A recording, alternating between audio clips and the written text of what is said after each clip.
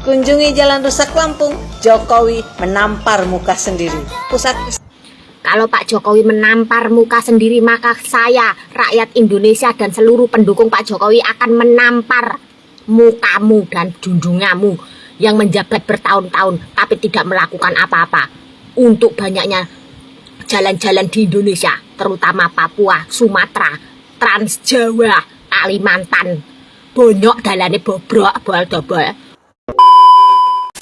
Kalau ada yang nanyain Presiden SBY kemarin ngapain aja, yuk kita bahas. Dan inilah perbandingan PDB per kapita di era SBY versus Jokowi menurut media populis. Tahu nggak guys, ternyata tingkat pertumbuhan produk domestik bruto atau PDB dalam 8 tahun pertama pada era pemerintahan Presiden Jokowi ternyata melaju lebih lambat dibandingkan pada era kepresidenan Susilo Bambang Yudhoyono. Tingkat pertumbuhan domestik bruto atau PDB selama 8 tahun di era kepemimpinan SBY dari tahun 2005 sampai dengan 2012 itu tuh naik hingga 193%. Bayangin, keren banget kan pemerintahannya Pak SBY. Dan kalian harus tahu tingkat pertumbuhan domestik bruto PDB selama 8 tahun di pemerintahan Jokowi dari tahun 2015 sampai 2020 naiknya tuh lambat banget. Cuma 37,6%. Bayangin, Pak SBY aja naiknya sampai 193,6%. Sementara di era kepemimpinan Pak Jokowi cuma naik 37,6%. Ya ampun, kerjaan entah ngapain aja coba. Bedanya bisa jauh banget gitu loh. Udah kayak langit dan bumi. Aduh, emang ya guys ya. Kedepannya Indonesia ini emang udah harus ada perubahan dan perbaikan. Kedepannya lagi Indonesia membutuhkan pemimpin yang hebat, cerdas, dan pintar. Serta kebijakannya peduli terhadap rakyat. Bravo Pak SBY. Simpel aja Jang. Pak Jokowi utangnya tembus 7.000 triliun. Banyak loh. Sementara Pak Jokowi sendiri nggak korupsi. Lalu kemana uang sebanyak itu? Buka matanya, lihat jalan tol di mana-mana, bendungan di mana-mana, pembangunan di mana-mana, ekonomi Indonesia meroket. Bukan tujuannya hanya untuk turunkan harga pokok. Berarti uang yang diutang itu habis dimakan sama masyarakat, nggak berkembang uangnya. Nah, sementara presiden sebelumnya utangnya 2.000, 3.000 triliun, kemana? Pembangunan mangkrak semua. Kesaku, lumayan. 2.000, 3.000 triliun untuk hidupkan satu keluarga. Wah, lumayan itu Jeng. Logislah berpikir. Oh Jeng, di tempat kau koar-koar itu punya kaca nggak? Ada kaca nggak? Coba sekali-sekali lu berkaca deh. Lihat di kaca, gimana diri lu, gimana partai lu, gimana junjungan lu.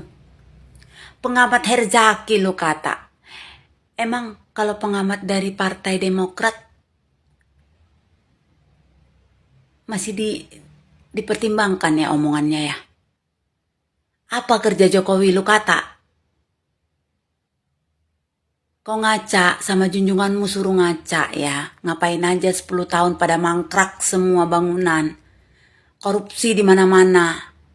Itu Anas Urbaningrum kan udah ngomong. Bentar lagi dia keluar-keluar lagi. Santai aja lu Jeng. Hah?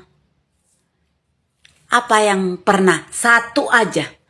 Ada nggak presiden di Indonesia ini selama udah 77 tahun? Ada nggak presiden yang berani mendesak DPR, MPR untuk mensahkan undang-undang perampasan harta koruptor? Itu aja kau jawab. Kalau nggak bisa kau jawab, jangan lewat lagi kau di berandaku, ku tengok ya. Kalau lewat kau di berandaku, ku pecahkan HP ku ini, ngerti kau?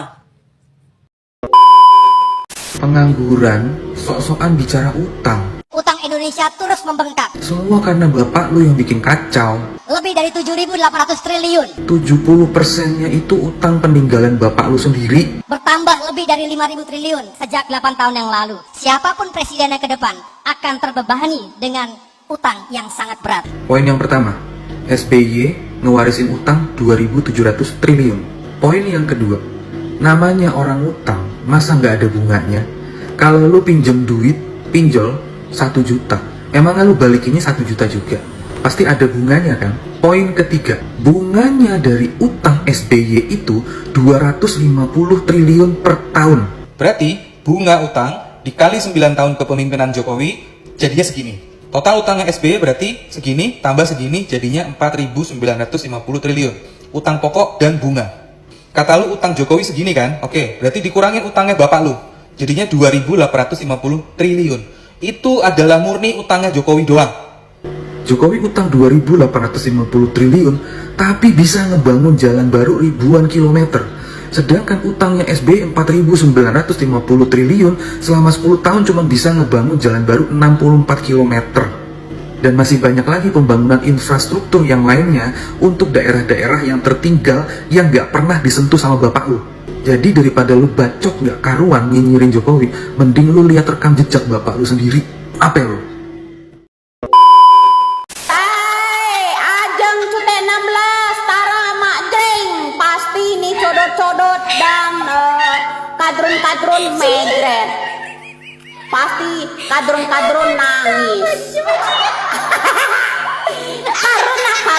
karena ya si Joni ya kena kasus 5 triliun rupiah ya mengenai menara. Bagaimana tanggapanmu Ajeng?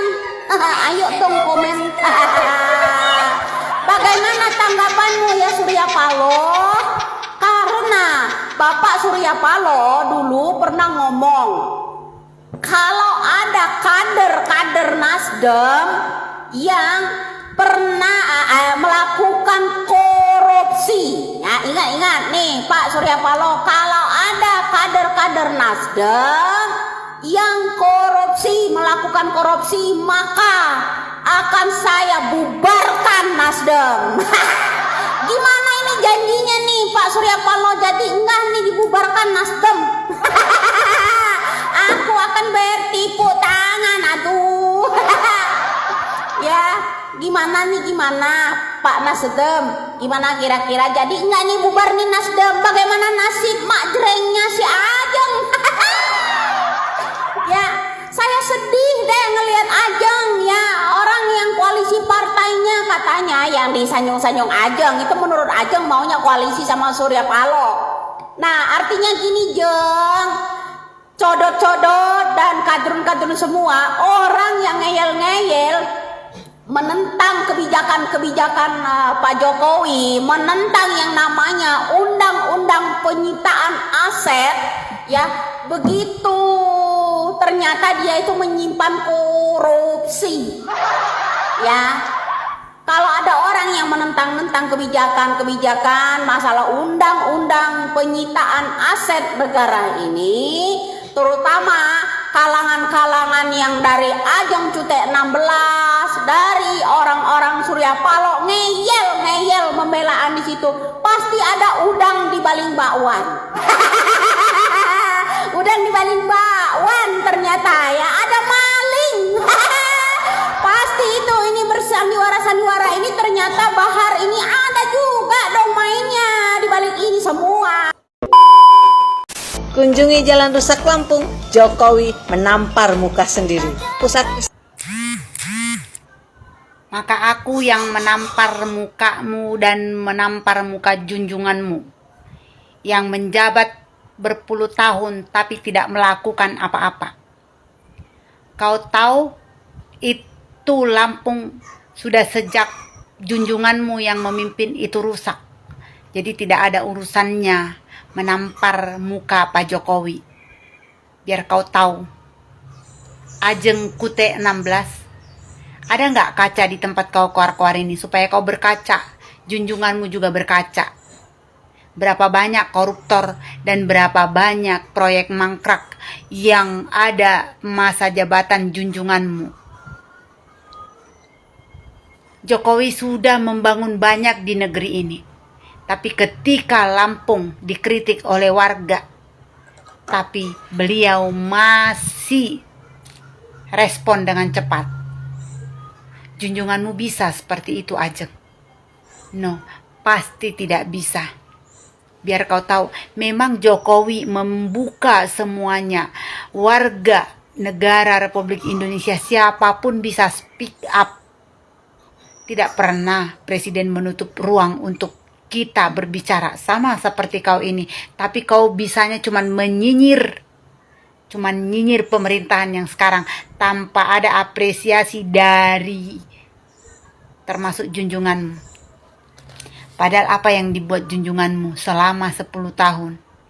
Hambalang yang mangkrak. Bang Senturi yang masih belum selesai sampai sekarang. Terus apa Ajeng Kute 16?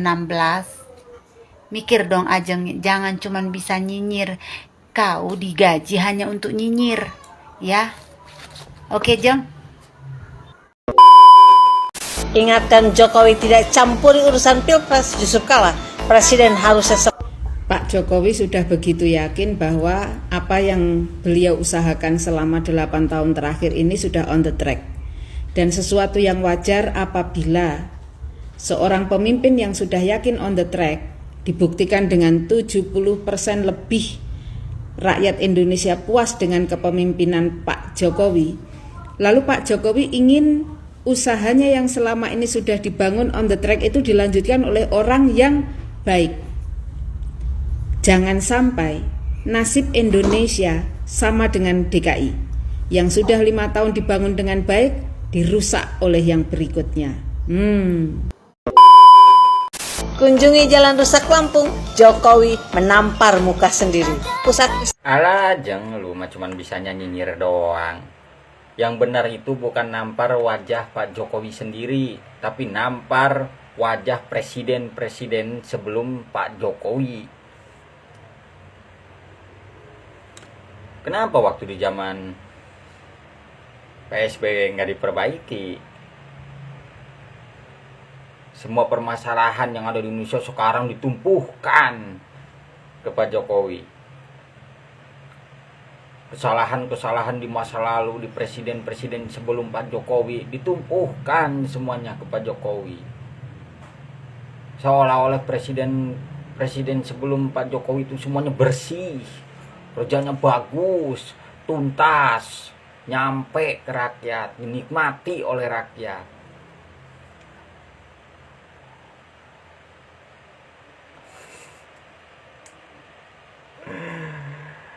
Masih mending Pak Jokowi Jeng datang langsung,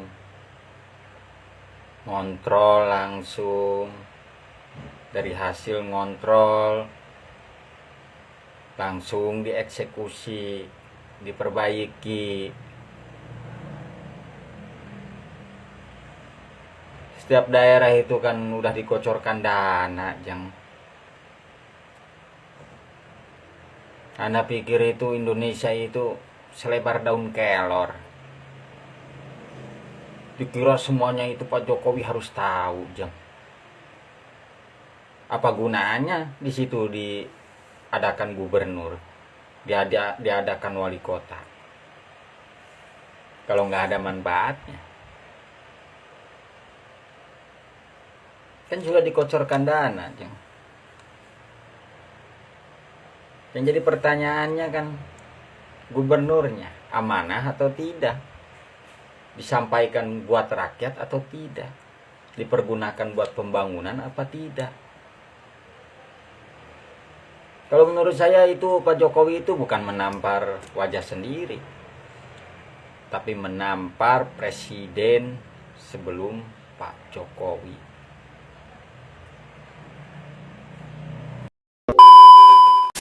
Halo guys, jumpa kembali bersama saya Bastian Sebo. Oke, episode ini spesial ya buat Mrs. Ajeng.